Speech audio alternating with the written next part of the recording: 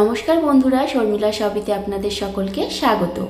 আজ অনেক দিন পর আবারও একটি রেসিপি নিয়ে আমি হাজির হয়ে গেছি আপনাদের সামনে।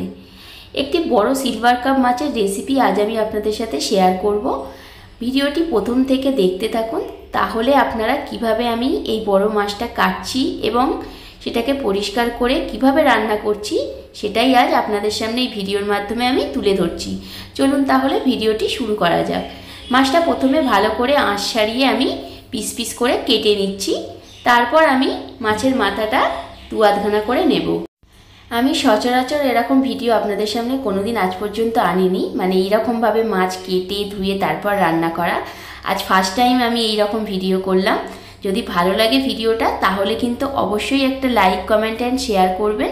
আর যারা আমার চ্যানেলটিকে এখনও সাবস্ক্রাইব করেননি তারা কিন্তু অতি অবশ্যই চ্যানেলটিকে সাবস্ক্রাইব করে দিয়ে পাশে থাকা বেল আইকনটি প্রেস করে দেবেন নতুন নতুন ভিডিওর আপডেট পেতে।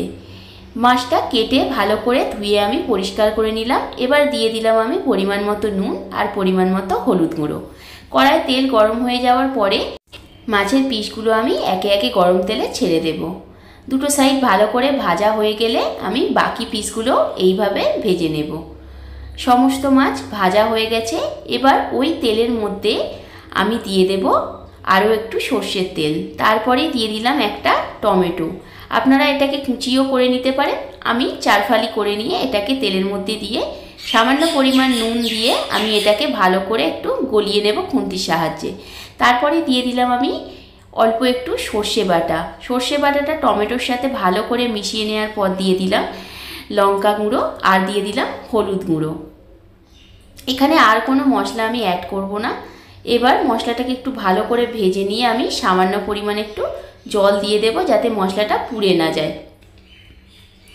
দেখুন অল্প একটু জল দিয়ে আমি আরও ভালো করে মশলাটাকে কষিয়ে নিয়ে আরও বেশ খানিকটা আমি জল দিয়ে দেব। আপনারা যেরকম গ্রেভি রাখবেন মাছের গ্রেভিটা সেইভাবে আপনারা এখানে জলটা ব্যবহার করবেন। দেখুন গ্রেভি খুব ভালোভাবে ফুটে উঠেছে। এবার আমি ভাজা মাছগুলো এর মধ্যে একে একে দিয়ে দিলাম। মাছগুলো দেওয়ার পরে একটু ভালো করে ফুটে গেলে তারপর আমি এটাকে নামিয়ে গরম গরম ভাতের সাথে গরম গরম সিলভার কাপ মাছের এই রেসিপিটি আপনাদের সামনে শেয়ার করে দেব।